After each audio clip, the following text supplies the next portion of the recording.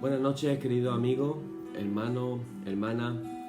Una bendición nuevamente estar con vosotros aquí para celebrar el oficio vespertino como cada día. Vamos a poner en las manos del Señor en un momento esta reunión. Cada día compartimos los datos acerca de la pandemia y tenemos que reconsiderar los datos que hemos dado estos días porque ha habido un cambio en el gobierno en cuanto a cuáles son los datos. Parece ser que actualmente los datos son que van 236.259 personas confirmadas, fallecidos, ha habido un recuento y por lo visto hay 1.000 y pico menos, 1.800 menos, por lo tanto ahora irían 27.117 fallecidos y recuperados tendríamos 150.376. Ahora, dicho eso, los datos de ayer, claro, el gobierno dice las cosas un poquito, dice, bueno, en realidad es como que hubiera habido en los últimos 7 días, en una semana, en realidad como que hubiera habido 35 muertes en los últimos 7 días. Pero el dato de ayer a hoy cifra la cantidad en 283 fallecidos.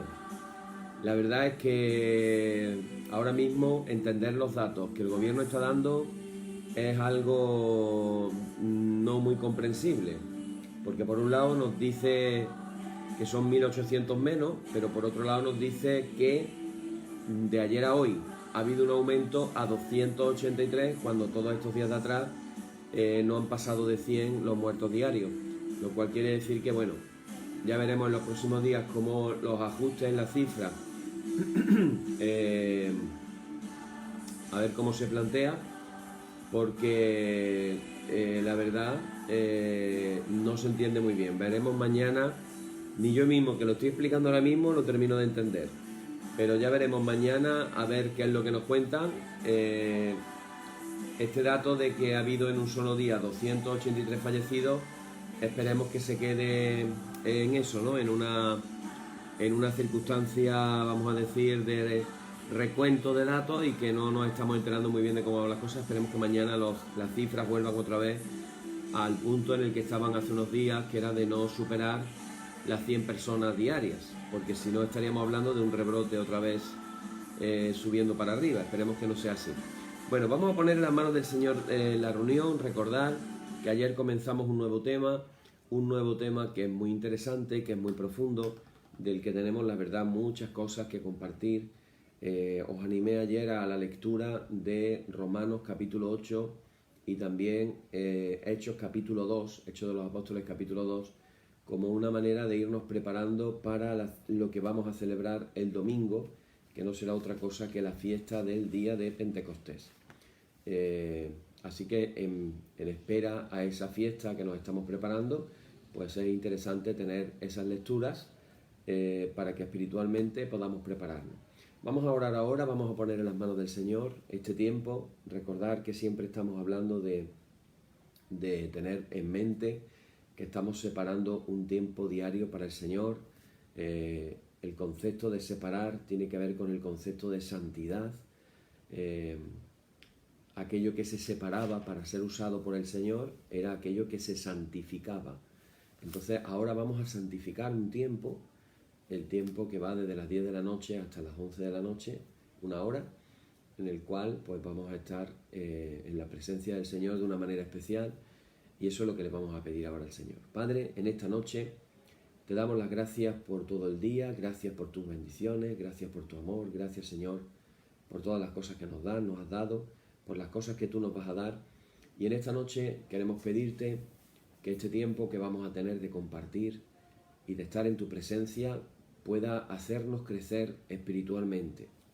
Señor, queremos pedirte en esta noche de una manera especial que no seamos como esos niños que juegan en la playa y se quedan ahí jugando en la playa, sino que nosotros seamos los que sigamos el consejo que tú le diste a tus discípulos cuando le dijiste que bogaran mar adentro, que profundizaran, que fueran hacia las profundidades. Señor, que en esta noche nosotros podamos ir a las profundidades de tu palabra y podamos recibir tu Espíritu Santo de una manera especial en nuestras vidas. Te lo pedimos todo en el nombre de Jesús. Amén. Y comenzamos nuestra liturgia diciendo: en el nombre de nuestro Señor Jesucristo sea luz y paz. Amén. Desde el nacimiento del sol hasta donde se pone, sea alabado el nombre del Señor. Sea el nombre del Señor bendito desde ahora y para siempre. Oh Dios, cuyo nombre es bendito desde la salida del sol hasta su ocaso, llena de ciencia nuestros corazones y abre nuestros labios en tu alabanza, para que como eres bendito con el debido honor por todos los siglos, así seas alabado de oriente a occidente por todas las naciones. Amén. Por tu misericordia, oh Dios nuestro, que eres bendito y vives y gobiernas todas las cosas por los siglos de los siglos. Amén. Decimos ahora el número 1: el Señor está en su santo templo, calle delante de él toda la tierra. Oíd el resumen que nuestro divino Maestro ha hecho de los mandamientos de Dios. Amarás al Señor tu Dios con todo tu corazón y con toda tu mente. Este es el primero y el grande mandamiento, y el segundo es semejante a este: amarás a tu prójimo como a ti mismo. De estos dos mandamientos pende toda la ley y los profetas, y a nosotros, discípulos suyos, nos ha dado Jesús un mandamiento nuevo, diciendo: este es mi mandamiento, que os améis los unos a los otros como yo os he amado. En esto conocerán todos que sois mis discípulos, si tuvierais amor los unos con los otros.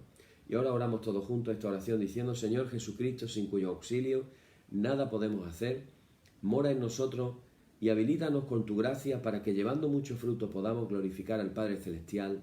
Amén. Hermanos muy amados, reconociendo con sinceridad cuán lejos estamos de haber cumplido fielmente la voluntad del Señor, humillémonos en su presencia y con un corazón contrito confesemos todas nuestras faltas y transgresiones, seguros de que Él oirá nuestra súplica. Ahora nos dirigimos al Padre, mientras como cada día pensamos en un momentito en el día que hemos pasado y ponemos en las manos del Señor toda nuestra vida, toda nuestra existencia, y le decimos ahora: Padre omnipotente y misericordioso, la confusión y la vergüenza no nos dejan levantar nuestro rostro en tu presencia. Por eso, con humildad y dolor de corazón, confesamos que nos hemos desviado de tu sendero y como ovejas perdidas hemos andado descarriados fuera de tus caminos. Hemos seguido desordenadamente las intenciones y deseos de nuestro propio corazón.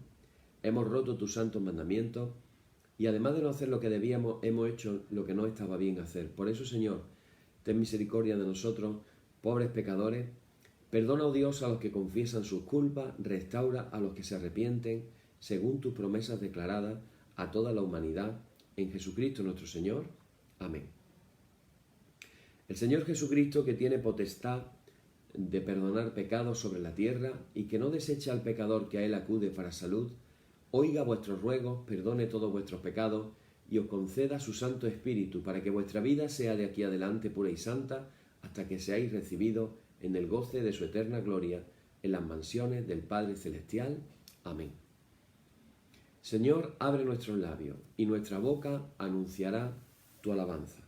Bueno, yo voy a leer hoy el Salmo 37, que se titula, es un salmo de David, se titula El camino de los malos, el camino de los malos. Pero es un salmo que tiene 40 versículos y yo tenía el salmo subrayado en mi Biblia. Ha habido un hermano que hoy me ha dado el salmo, me ha dado un versículo, me ha regalado un versículo, el Salmo 37, versículo 4, y yo voy a leer algunos versículos nada más.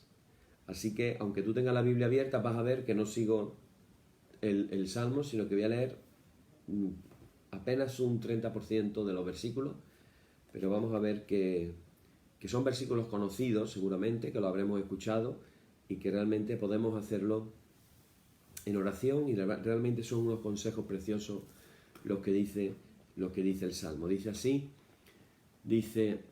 no te impacientes a causa de los malignos, ni tengas envidia de los que hacen iniquidad, porque como hierba serán pronto cortados, y como la hierba verde se secarán. Confía en el Señor y haz el bien, y habitarás en la tierra y te apacentarás de la verdad. Deleítate a sí mismo en el Señor, y Él te concederá las peticiones de tu corazón.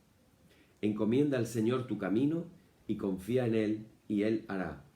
Exhibirás tu justicia como la luz y tu derecho como el mediodía.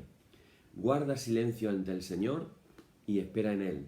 No te alteres con motivo del que prospera en su camino por el hombre que hace maldades. Vamos luego al versículo 16 que dice: mejor es lo poco del justo que la riqueza de muchos pecadores, porque los brazos de los impíos serán quebrados, mas el que sostiene a los justos es el Señor. Luego dice en el versículo 21: el impío toma prestado y no paga, mas el justo tiene misericordia y da. Porque a los benditos de él heredarán la tierra, y los malditos en él serán destruidos. Por el Señor son ordenados los pasos del hombre, y él aprueba su camino. Cuando el hombre cayere, no quedará postrado, porque el Señor sostiene su mano. Joven fui y he envejecido, y no he visto justo desamparado ni su descendencia que mendigue pan. En todo tiempo tiene misericordia y presta, y su descendencia es para bendición. Apártate del mal, y haz el bien, y vivirás para siempre. Y luego dice en el versículo 30, y con eso terminamos: la boca del justo habla sabiduría, y su lengua habla justicia. La ley de su Dios está en su corazón, por tanto, sus pies no resbalarán. En el versículo 37, considera al íntegro y mira al justo, porque hay un final dichoso para el hombre de paz. Versículo 39, pero la salvación de los justos es del Señor, y Él es su fortaleza en el tiempo de la angustia. El Señor los ayudará y los librará, los libertará de los impíos y los salvará por cuanto en Él esperaron. Gloria y honor al Padre y al Hijo y al Espíritu Santo por los siglos de los siglos.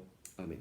Qué maravilla todo lo que puede encerrar un salmo, y todavía hemos leído algunos versículos y había muchos más que podíamos haber leído. Una bendición realmente. Vamos a comenzar ahora con nuestro estudio que estamos compartiendo, segundo día del estudio de el Espíritu Santo. Ayer estuvimos hablando ya unas pocas de cosas. He recomendado en el día de ayer que, dado que los estudios van a ser bastante densos, para ir diciendo bastante de las cosas que podemos aprender acerca del Espíritu Santo, la recomendación es, si tienes tiempo, incluso cuando vas en el coche, puedes poner tu móvil, puedes poner el YouTube y puedes escuchar desde la parte que empieza lo que es el estudio hasta donde termina. No tienes por qué escuchar todo el oficio. Y si puedes escucharlo de esa manera, aprovechando incluso los viajes cuando vas en coche. Yo sé de un hermano que a mí me escucha cuando va en el coche. Bueno, pues no da igual en el lugar en el que estés, lo importante es que puedas aprovechar el tiempo. Si alguno de vosotros sale a andar, que ya se puede salir a andar, puedes ir con tu móvil, tus auriculares puestos, y mientras vas andando puedes ir escuchando el estudio del Espíritu Santo. Bueno, hoy es el segundo día. Dijimos ayer que íbamos a compartir el tema de los credos de la iglesia primitiva, los credos apostólicos, los diferentes credos. Nosotros cada día, o casi todos los días, a diario, hacemos lo que se llama el credo apostólico. Y luego los domingos, en la Cena del Señor, hacemos el credo niceno. En realidad es el credo niceno junto con el credo de Constantinopla. Tiene un nombre así medio un poquito como diciendo, ¿esto de dónde viene?, ¿no? Bueno, yo quiero dedicar 5 minutos a esto porque es muy importante. En primer lugar, ¿un credo qué es? ¿Qué es un credo? ¿Para qué sirve un credo? ¿Por qué nosotros en la liturgia declaramos los credos? Bueno, voy a decir primero lo que es y después voy a decir una de las cosas muy interesantes de para qué se usaba el credo, entre otras cosas, además de la liturgia. Un credo es una declaración de fe que contiene artículos necesarios para la salvación o para la integridad teológica de la Iglesia cristiana. Se podría pensar que un credo es sencillamente una declaración doctrinal derivada de las creencias de una Iglesia cristiana que nos ayuda a distinguir la verdad del error. Fijaros en este aspecto, nos ayuda a distinguir la verdad del error. Bueno, en el siglo I la Iglesia no adoptó ningún credo formal, entre otras cosas porque no lo necesitó hasta ese tiempo. Recordar que el Evangelio de Juan se comenta que fue escrito ya, se habla más o menos del año 90-95, y el Evangelio de Juan ya está considerado un evangelio que se escribe aparte de sumarse a los 3 evangelios que ya había, porque fue el último que se escribió. Aparte de sumarse a eso, el Evangelio de Juan tiene una razón de ser que el mismo evangelista lo dice. Él dice en el capítulo 20, versículo 30 y 31, dice: hizo además Jesús muchas otras señales en presencia de sus discípulos, las cuales no están escritas en este libro. Pero estas, las que están escritas, se han escrito para que creáis que Jesús es el Cristo, el Hijo de Dios, y para que creyendo tengáis vida en su nombre. Para que creáis que Jesús es el Cristo. En realidad, la palabra Cristo viene de Christos en griego, que significa Mesías. En hebreo no diría el Cristo, diría el Mesías, para que creáis que Jesús es el Mesías, el que estaban esperando que iba a venir. Y para que creyendo tengáis vida en su nombre. Ya en ese tiempo comienzan las primeras herejías. Por eso el principio de Juan es las palabras famosas de: en el principio era el verbo, en el principio era el logos, la palabra, y la palabra estaba con Dios y era Dios. La palabra era Dios. Y después dice más adelante: y la palabra se hizo carne y habitó entre nosotros, refiriéndose a la persona de Jesús. Quiere decir que ya había cristianos, entre comillas, que empezaron a decir que Jesús, unos decían que Jesús no era Dios, era solamente un hombre, y otros decían que Jesús era Dios, pero que no vino en apariencia material, porque la materia para ellos, para los gnósticos, era algo malo, por lo tanto la divinidad no podía manifestarse en materia, puesto que era algo malo. Entonces ahí aparece ya el Evangelio de Juan, que muchas de las cosas que dice Juan y las epístolas de Juan van en contra de lo que decían los gnósticos. Por ejemplo, Juan decía: si alguno de vosotros dijera que no tiene pecado, eso de quién iba diciendo por ahí no tenemos pecado, pues evidentemente el que diga que no tiene pecado está diciendo mal, porque todos somos pecadores. De hecho, la epístola dice justamente lo contrario. La epístola dice: si alguno tuviere pecado, abogado tenemos a Jesucristo para con el Padre. O sea que Jesucristo es nuestro defensor cuando pecamos ante el Padre. Bueno, ¿por qué surgen entonces los credos? Los credos surgen precisamente por las herejías. Entonces, ¿qué sucede? Que debido a que las falsas enseñanzas estaban aumentando cada vez más, surgen tres credos. Lo que surgen son tres credos. El primero, el que se llama el credo apostólico. Nosotros no vamos a estudiar el credo ahora, vamos a estudiar la parte que habla del Espíritu Santo, porque recordar que estamos hablando de esto por el Espíritu Santo. En el credo apostólico, que la leyenda cuenta que se llama así porque tiene 12 frases, por decirlo de alguna manera. Cada frase fue escrita por un apóstol, realmente eso es una leyenda, pero lo que sí se sabe es que el título de credo apostólico es porque se refería o reflejaba las enseñanzas de los apóstoles. Se desconoce cuándo fue la fecha exacta en que se formula, pero todos los eruditos creen que se formuló durante el siglo II, o sea, a partir del año 100 que comienza el siglo II. En este credo vamos a ver dos breves referencias al Espíritu nada más. Cuando dice que Jesucristo fue concebido por el Espíritu Santo, Jesucristo fue concebido por obra del Espíritu Santo. Y después cuando dice creo en el Espíritu Santo, dice creo en Dios y en Jesucristo, su único Hijo, y luego dice creo en el Espíritu Santo. Bueno, hasta aquí, hasta que no surge la controversia en cuanto a la persona y a la deidad que hablábamos ayer del Espíritu Santo, no aparecen afirmaciones adicionales. Y ahí llegamos al credo niceno, que ya viene del concilio de Nicea, que se celebró en el año 325 después de Cristo, y que por cierto lo presidió el obispo Osio. Ahora voy a alardear de paisano, que era de Córdoba, el obispo de Córdoba, de la Córdoba mía, la Córdoba romana, la Córdoba sultana. Bueno, pues el hombre era de allí, el obispo Osio era de Córdoba, y este presidió el concilio de Nicea. Ahí ya sí se redacta se amplía el credo de los apóstoles, el credo apostólico, pero realmente no se añade nada con respecto al Espíritu Santo. La principal preocupación en ese credo es que la herejía arriana, como yo decía ayer, estaba negando que Cristo fuera Dios. En el año 381 después de Cristo, estamos hablando ya del 25 al 81, estamos hablando ya de casi 60 años, en el concilio de Constantinopla se amplía el credo niceno. Y ahora sí, debido a la controversia que estaba sucediendo sobre el Espíritu Santo, ahora sí se incluyen algunos detalles respecto a su naturaleza y respecto a su obra. El arrianismo no solamente negaba la deidad del Hijo, sino también negaba la deidad del Espíritu Santo. Arrio lo que enseñaba era que el Hijo fue el primer ser creado por el Padre y que el Espíritu Santo fue la primera criatura creada por el Hijo. Eso es lo que decía Arrio. Un obispo de Constantinopla que vivió en... el obispo se llama Macedonio, obispo de Constantinopla, que estuvo desde el año 341 hasta el año 360 después de Cristo, se destacó entre los que negaban la deidad del Espíritu. Enseñaba que el Espíritu era inferior, que estaba subordinado tanto al Padre como al Hijo y le consideraba como una especie de mensajero o ministro. Decía que el Espíritu estaba al mismo nivel que los ángeles, que eran mensajeros de Dios.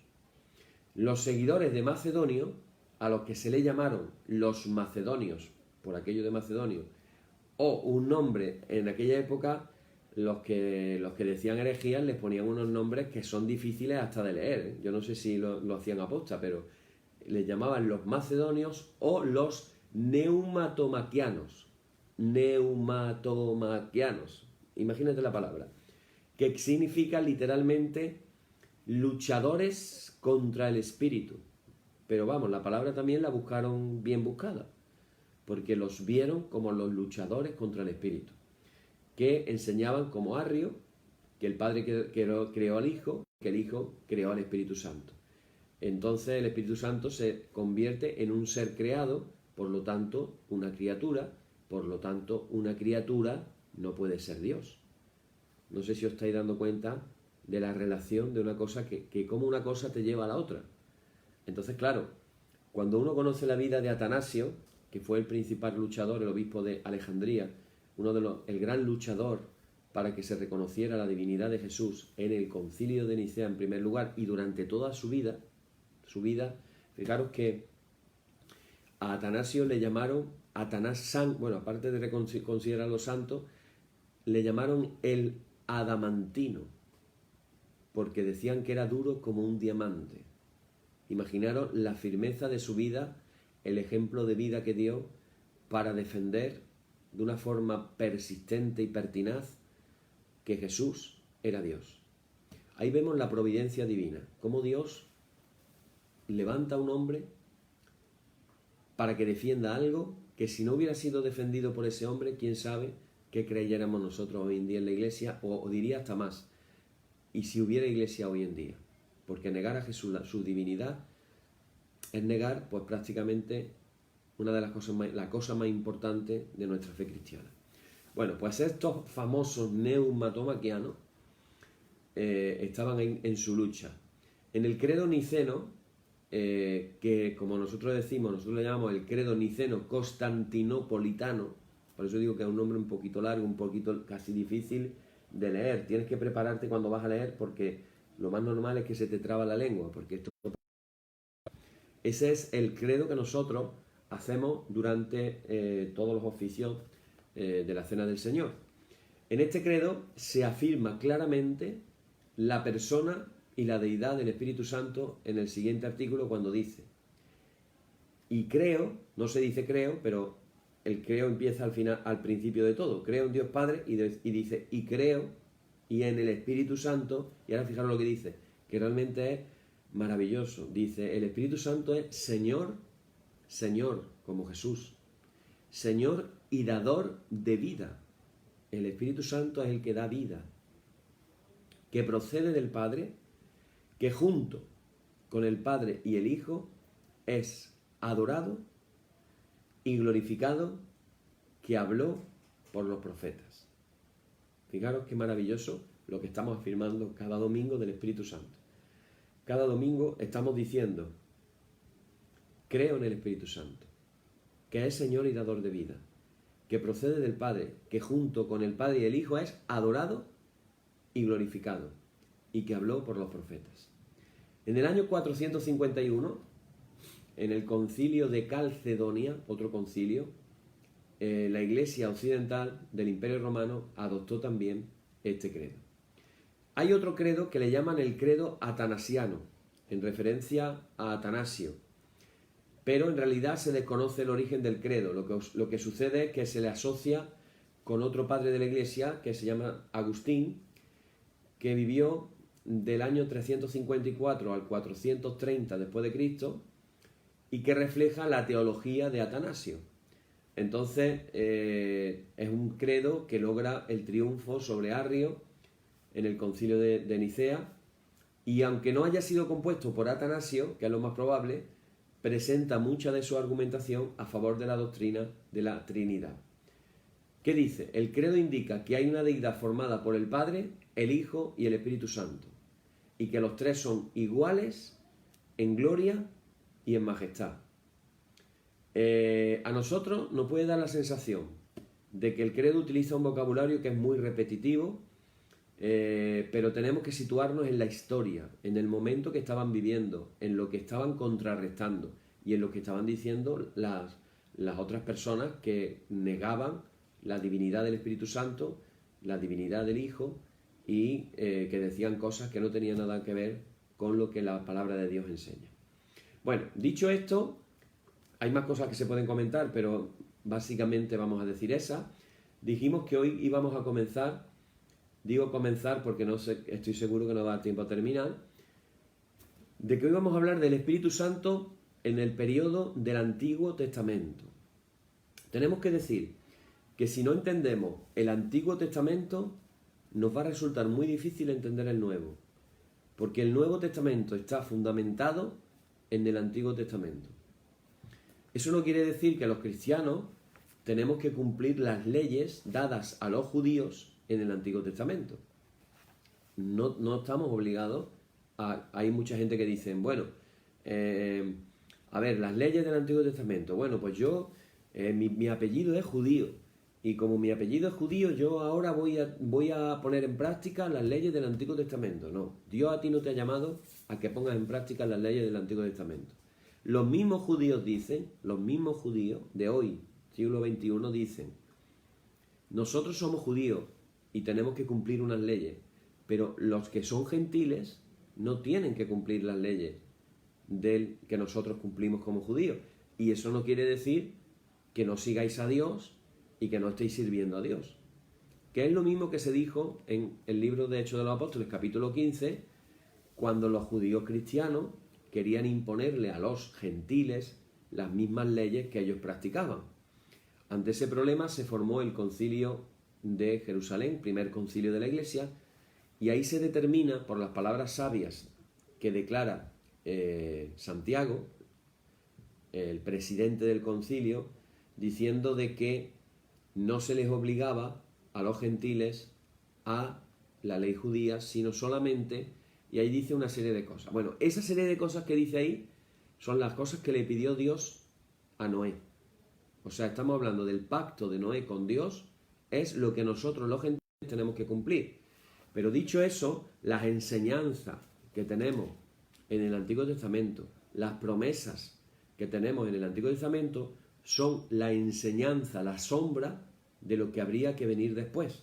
Por eso cuando Pablo habla a los corintios de la cena del Señor, él les recuerda algunas cosas que vivieron en el Antiguo Testamento los judíos para nuestra enseñanza. Ellos pasaron por esto. Veamos cuál es la enseñanza, y esa enseñanza apliquémosla a nuestra vida. Así tenemos que mirar el Antiguo Testamento. No podemos coger la Biblia, romperla y decir, yo solamente creo en el Nuevo Testamento y el Antiguo ya se pasó, no vale para nada. Esa no es la actitud. De hecho, eso se consideró en el siglo II como una herejía. Marción dijo que no creía en el Antiguo Testamento y por lo tanto su Biblia tenía el Evangelio de Lucas, las cartas de Pablo y ya está. porque luego las otras cartas que le parecieron que eran demasiado judías, como la de Santiago, por ejemplo, digo, fuera, esa la quito, esa no la quiero. No podemos hacer eso. Nosotros decimos en nuestra doctrina que creemos que el Antiguo y el Nuevo Testamento son necesarios, lo único que necesitamos para nuestra salvación. Tampoco podemos meter el libro de un teólogo que nos guste mucho. Yo tengo teólogos que me encantan y yo no los puedo meter a la altura de este libro, porque este libro es y contiene la palabra de Dios. El libro del teólogo puede también contener y ser la palabra de Dios en la medida en que cite a la palabra de Dios, pero las palabras del teólogo no tienen por qué ser consideradas palabras inspiradas por Dios a la manera que se inspiró la Biblia. Es otro nivel de inspiración diferente. Bueno, pues dicho eso, entendiendo que el Antiguo Testamento nos sirve y estamos aprendiendo acerca de quién es la persona del Espíritu Santo, una de las cosas que podemos creer es que el Espíritu Santo es del Nuevo Testamento. Y por eso vamos a ver cómo funciona en el Antiguo Testamento. Bueno, yo ya dije que empieza a mencionarse en el primer libro, en el Génesis, en los primeros versículos. Dice Génesis capítulo 1, versículo 1, dice: en el principio creó Dios los cielos y la tierra. ¿Qué creó primero Dios? Los cielos. ¿Los cielos qué representa? ¿Dónde está Dios? En los cielos, ¿no? Entonces los cielos representan lo de Dios. Y dice, y luego creó la tierra. ¿La tierra que representa? El mundo, lo mundano. Lo de abajo, lo de arriba. Primero creó lo de arriba y después creó lo de abajo. Y después de ese versículo dice, inmediatamente dice, y el Espíritu de Dios se movía sobre la faz de las aguas. Y entonces sigue diciendo, y la tierra estaba desordenada y vacía, y las tinieblas estaban sobre la faz del abismo, y el Espíritu de Dios se movía sobre la faz de las aguas. Ahí en nuestra Biblia Reina Valera, espíritu aparece con mayúsculas, y aparece la palabra espíritu, pero en hebreo la palabra es ruaj, que puede significar espíritu, pero también puede significar viento.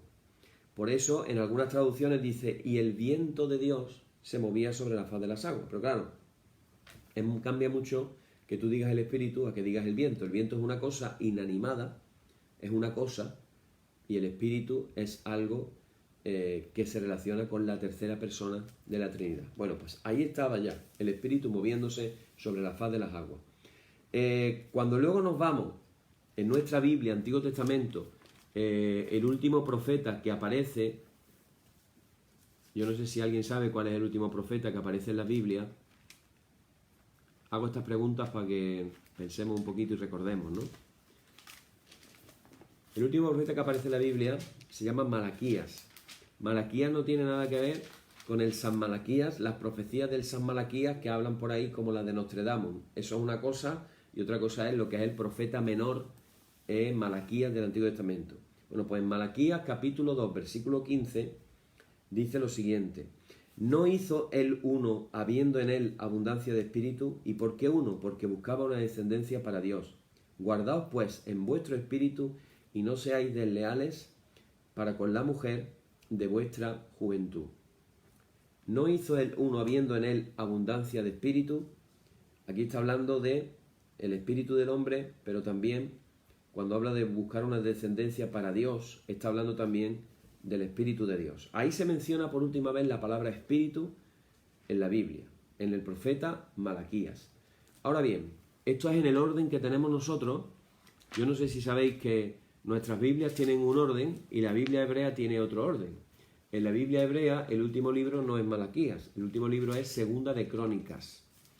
En Segunda de Crónicas tenemos, que es el último libro,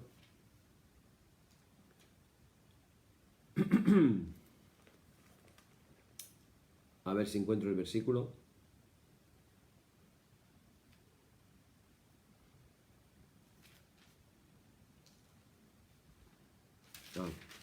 Sí.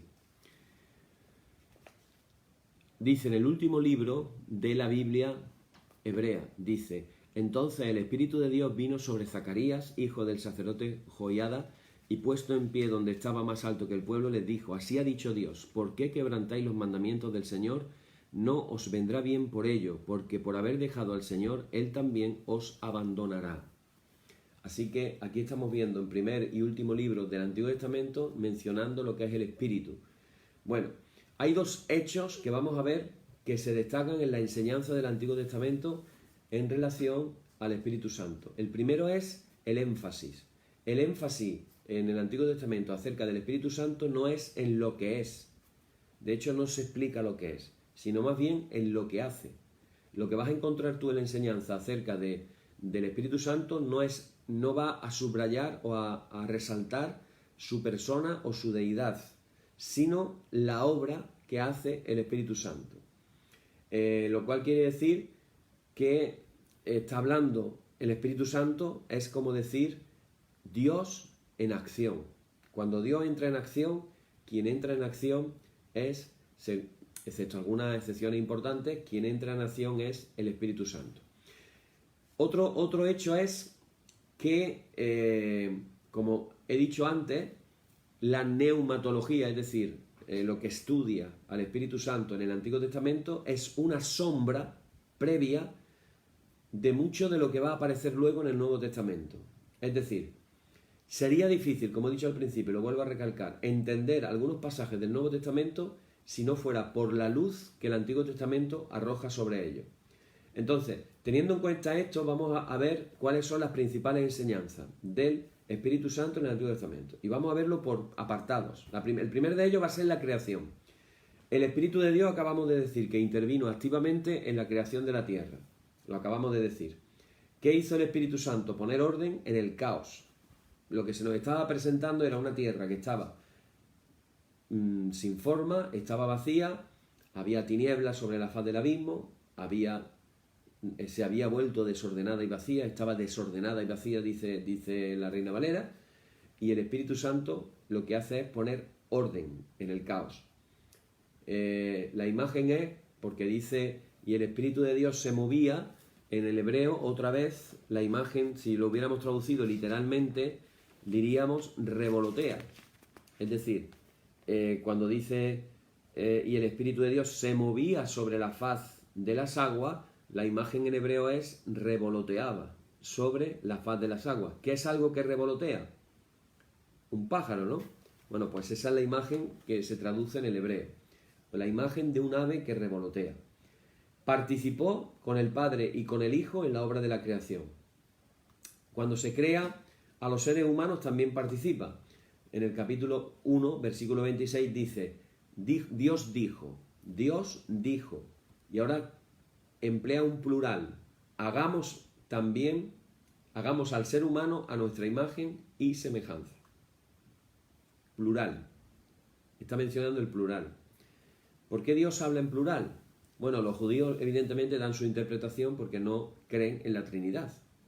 Pero nosotros como cristianos sabemos que Dios puede hablar en plural porque estarían hablando el Padre, el Hijo y el Espíritu Santo.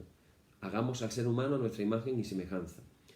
El autor dice en Génesis capítulo 2, versículo 7, que Dios, el Señor, formó al hombre de la tierra y sopló en su nariz hálito de vida, y el hombre se convirtió en un ser viviente. Bueno, el hálito de Dios, el soplo de Dios, Dios sopló, ese soplo de Dios es una metáfora para el Espíritu Santo. Hálito, en esta ocasión, no es la palabra en hebreo ruach, que se refiere a viento y que se refiere al Espíritu Santo. Pero la idea es la misma. La idea es que se nos presenta una imagen de que Dios hace una figura de barro, a esa figura de barro Dios le sopla, y cuando Dios sopla a esa figura de barro, ese barro se convierte en el primer ser humano y ya se habla de un ser viviente. Cobra vida. Lo que no tenía vida, cobra vida. También, por ejemplo, en el libro de Job, también se habla de que es uno de los agentes en la creación de todas las cosas, pero también se habla de él como el sustentador de la vida, en el libro de Job. Si tenéis la Biblia delante y queréis seguir conmigo, el libro de Job, capítulo 34, vamos a leerlo. Perdonadme que voy un poquito más lento porque lo estoy usando con mi propia Biblia y este es el ritmo que yo llevo. En el 14, versículo 14 al 15 dice: si él pusiese sobre el hombre su corazón y recogiese así su espíritu y su aliento, toda carne perecería juntamente y el hombre volvería al polvo. Fijaros lo que está diciendo. Si él pusiese sobre el hombre su corazón y recogiese así su espíritu y su aliento, ¿quién había dado espíritu y aliento? Dios, ¿verdad?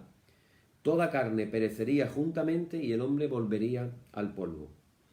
Sigue diciendo: si pues hay en ti entendimiento, oye esto y escucha la voz de mis palabras. Es decir, se reconoce al Espíritu Santo como el sustentador de la vida. Si se va el Espíritu, si Él retira el Espíritu de nosotros, dice aquí, al retirarse el Espíritu y el aliento, volvemos al polvo. Esa es la realidad. Esa es la realidad. Por eso antes hemos dicho en el credo niceno que al Espíritu Santo se le llama Señor y dador de vida. Es el dador de vida. Bueno, llama la atención de una forma metafórica, llama mucho la atención de una forma metafórica, que si tú recuerdas el nacimiento de un niño,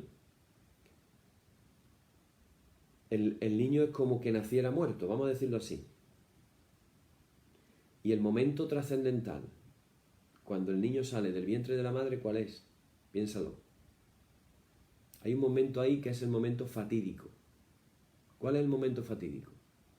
El momento en el que el médico coge al niño, lo pone boca abajo y le da unos tortacitos en el culete. Perdón por los hermanos de Latinoamérica, que esa palabra la ven como una palabrota. Es una palabra que decimos en España de lo más normal. No sé ahora cómo decirlo, a las pompis, le da un tortacito ahí en las pompis al niño, y el niño ¿qué hace? El niño empieza a llorar. Y cuando empieza a llorar es cuando le entra el aire. Y cuando al niño le entra el aire por primera vez a sus pulmones, ¿qué es lo que sucede? Comienza la vida para el niño. Es una metáfora.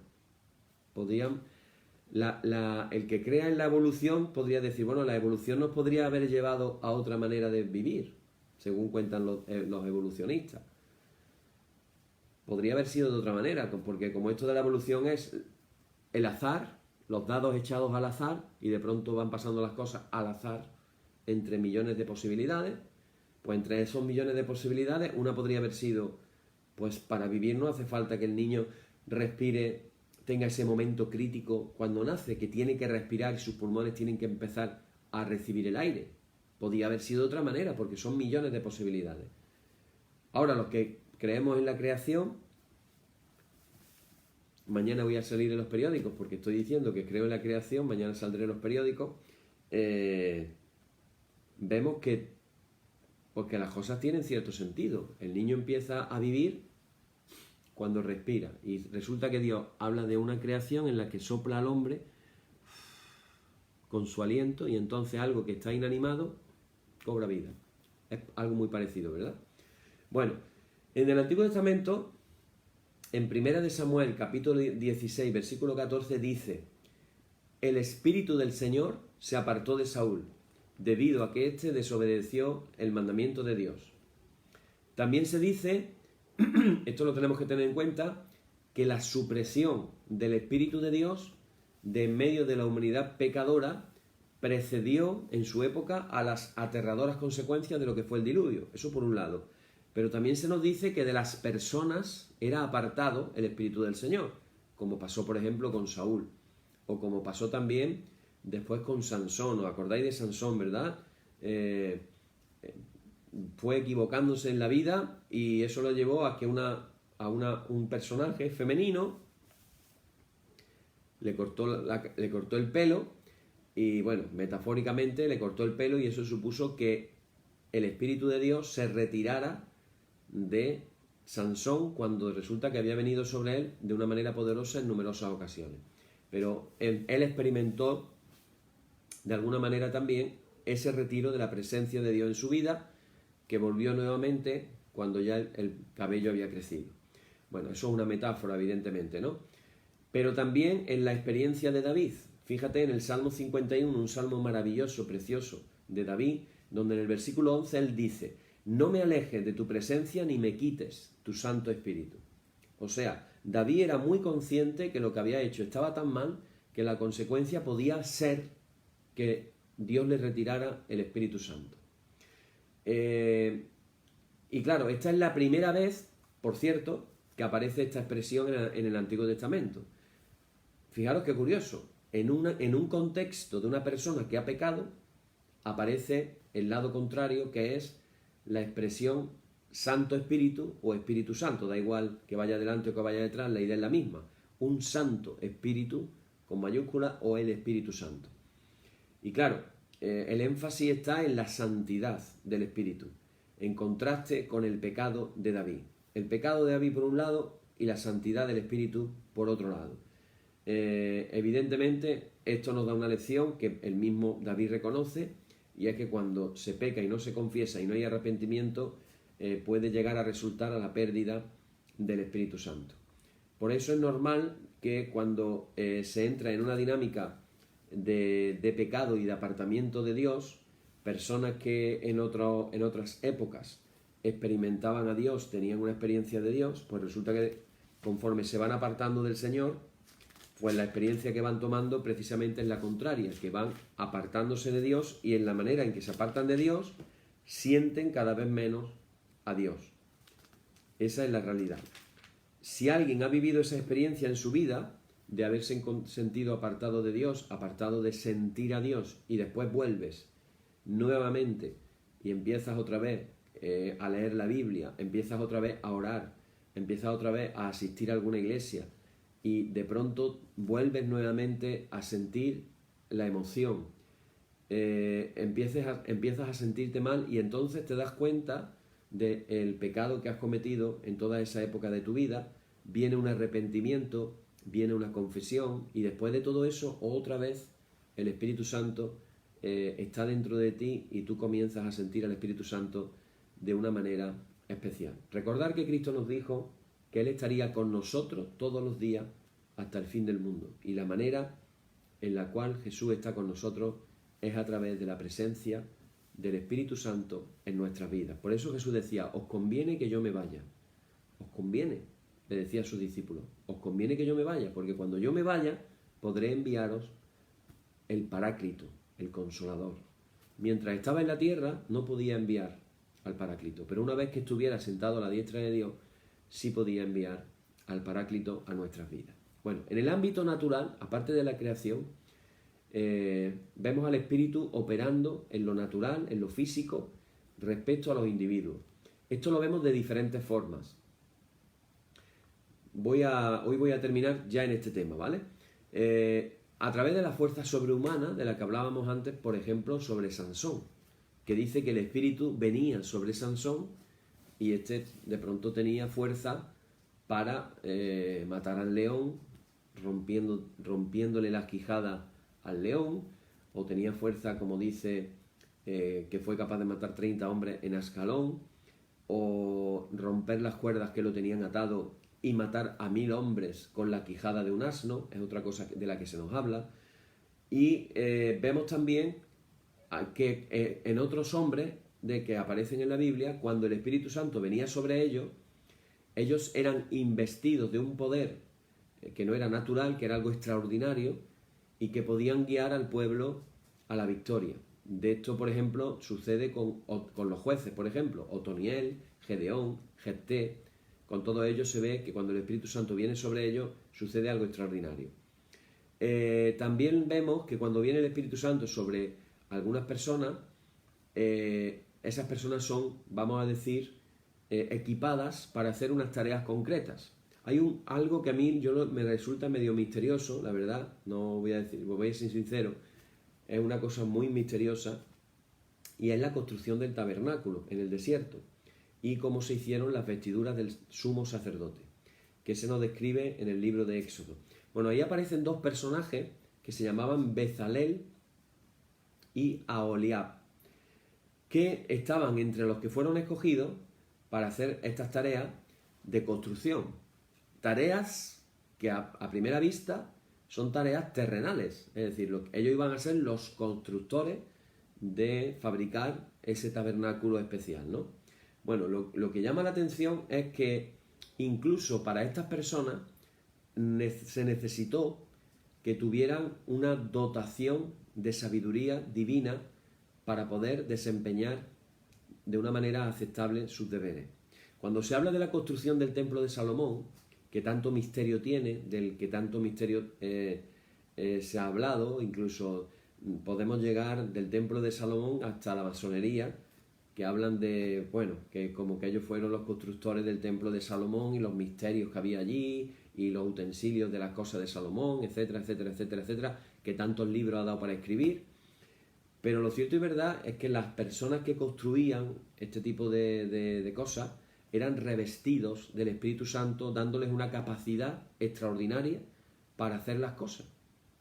Entonces, en el caso del tabernáculo, imaginaros que Dios le revela a Moisés cómo tenía que ser. Y se lo revela de una manera muy detallada, en cuanto a tamaño, en cuanto a materiales y en cuanto a lo que tenía que tener ese tabernáculo. Muy detallada, que tú lo puedes leer en el Pentateuco y vas a ver que te cuenta la madera de acacia recubierta de oro, los serafines, uno mirándose frente al otro, y está describiendo lo que es el propiciatorio, que era la tapa del arca, y está describiendo cómo era el arca, incluso las medidas del arca. Luego se ha especulado mucho acerca del poder que tenía el arca y cómo en medio de esos dos serafines había ahí como una nube, y desde esa nube hablaba Dios.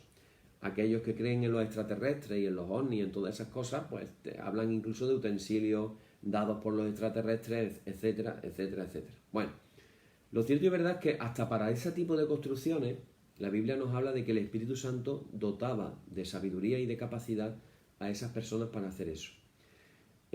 Cuando se tuvo que reconstruir, esto es también un dato curioso, se tuvo que reconstruir el templo después de haber estado en el exilio 70 años en Babilonia, resulta de que vamos a darnos cuenta de que la fuerza que se necesitaba, tanto para física, tanto para la construcción como para enfrentar la oposición que venía de afuera, más la disensión que había dentro, que amenazaban con tener que finalmente abortar el proyecto, y vemos que hay varios profetas que profetizan para precisamente que se pueda finalmente reconstruir el templo.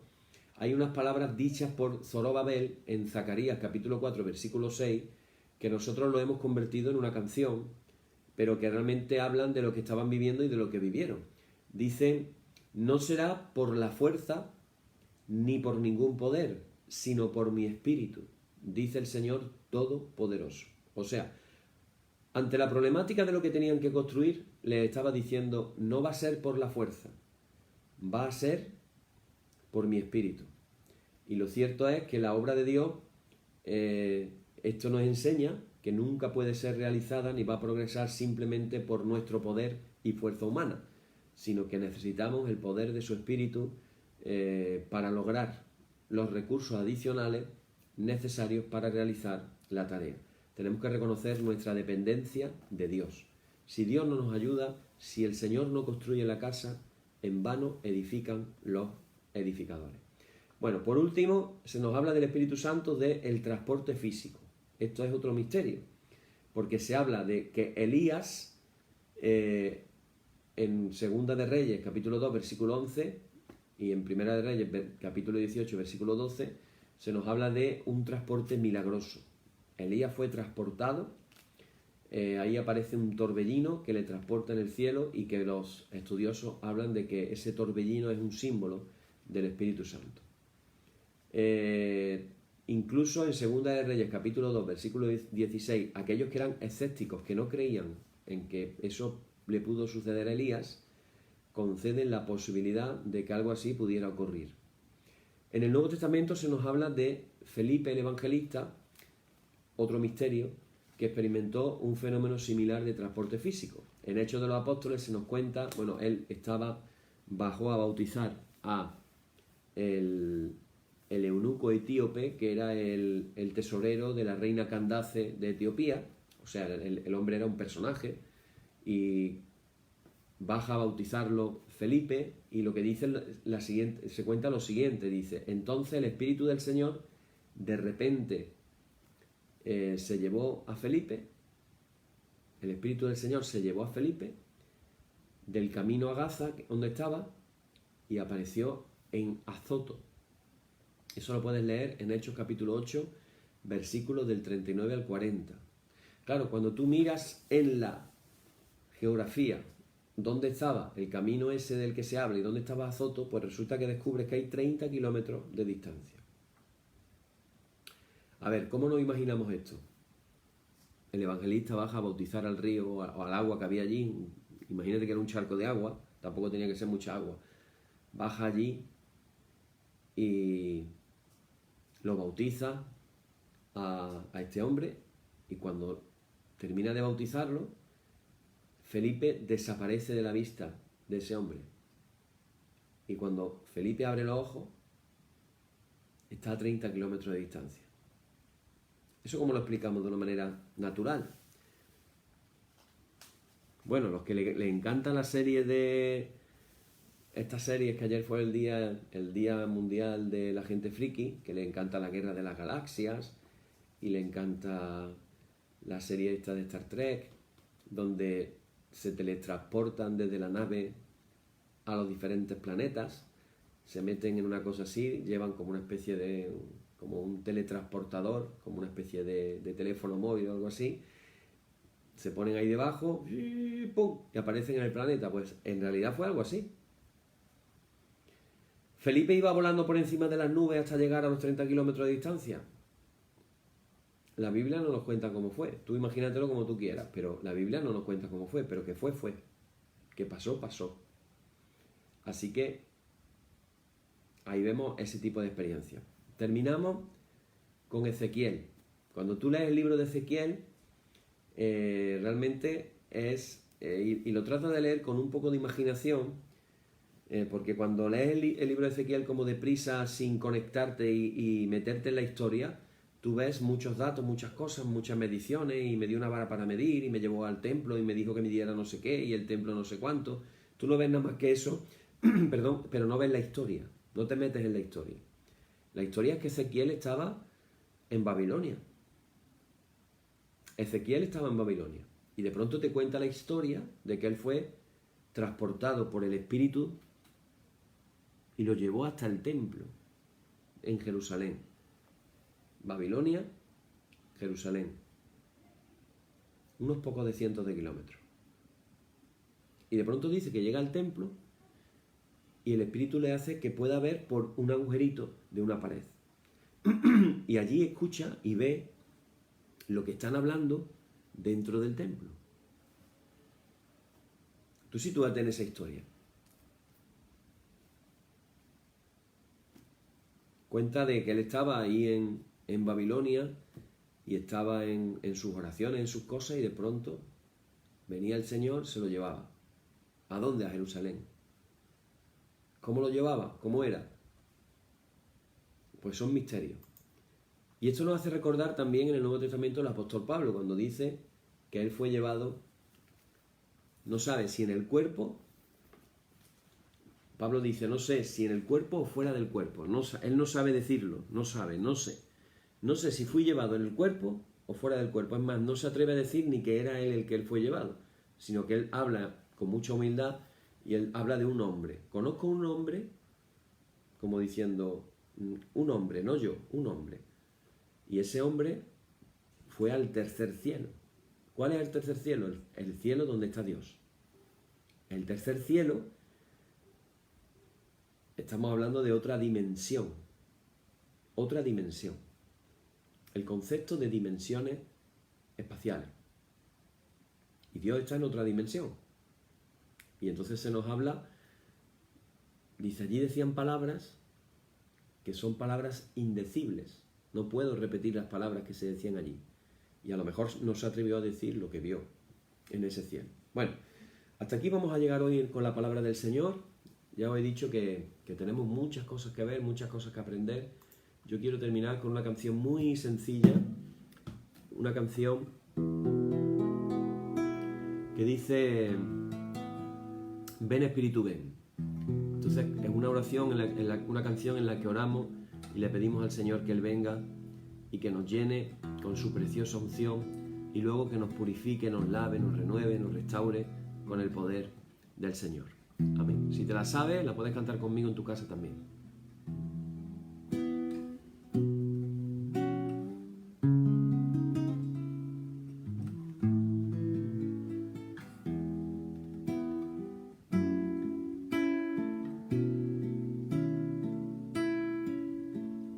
Ven, Espíritu, ven y lléname, Señor, con tu preciosa unción.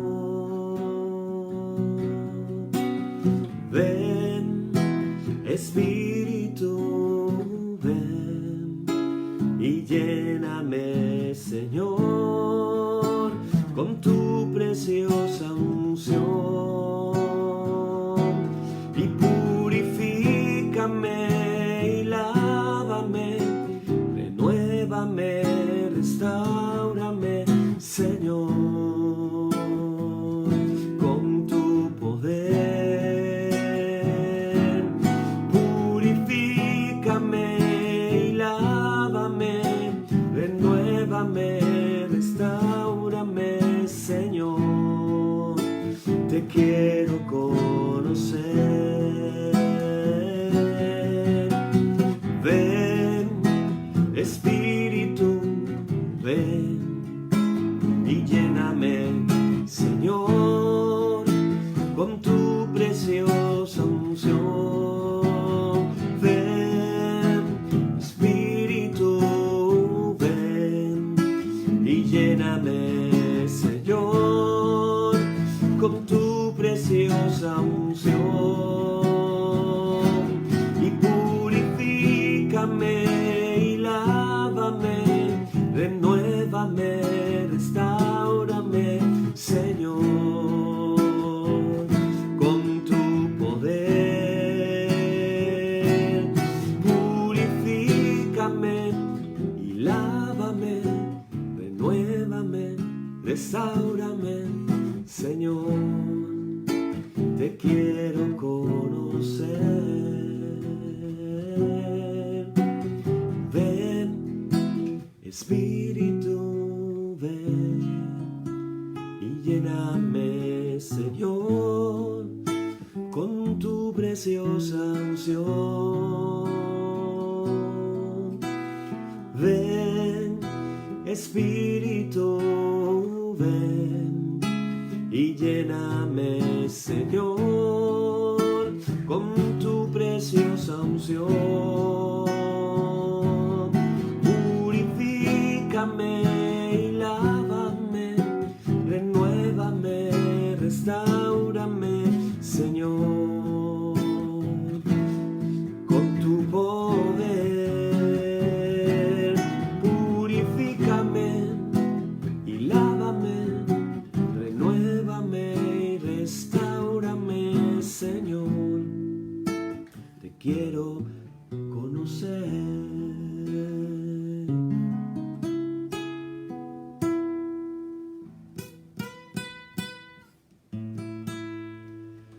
Te quiero conocer.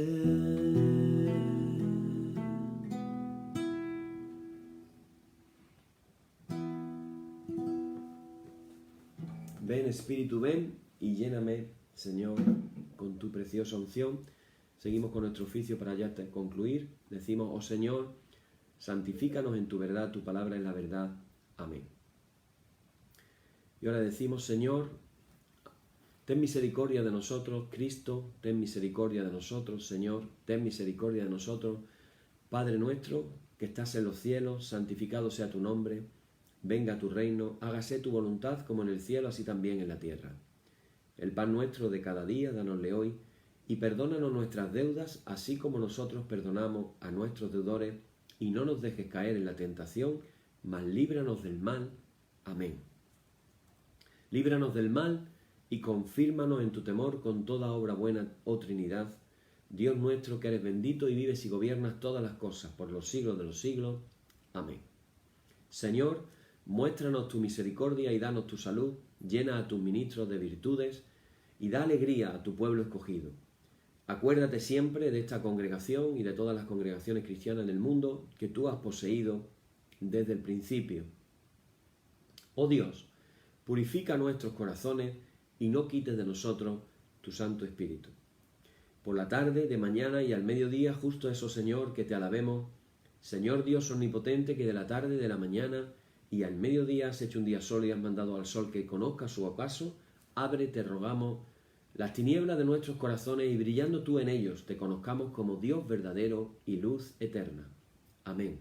Por tu misericordia, oh Dios nuestro, que eres bendito y vives y gobiernas todas las cosas por los siglos de los siglos. Amén. Hermanos, la solemnidad ha terminado. En el nombre de nuestro Señor Jesucristo sean aceptadas con paz nuestras peticiones y alabanzas. Gracias sean dadas a Dios. Amén. Y ahora vamos a hacer una oración como cada noche. Antes de terminar, la última oración. Padre, te damos las gracias por tu palabra. Gracias por lo que podemos aprender en ella en este tiempo que estamos compartiendo acerca de la obra de tu Espíritu Santo en el Antiguo Testamento. Queremos pedirte que tú puedas abrirnos nuestros ojos espirituales, nuestros oídos espirituales y que tú nos puedas hablar, Señor. Señor, decimos la misma oración que hizo David. Por favor, no quites de nosotros tu Santo Espíritu. Al contrario, te pedimos que tú nos llenes con tu Espíritu Santo. Llénanos, Señor, como venías sobre esas personas y les dabas capacidades especiales.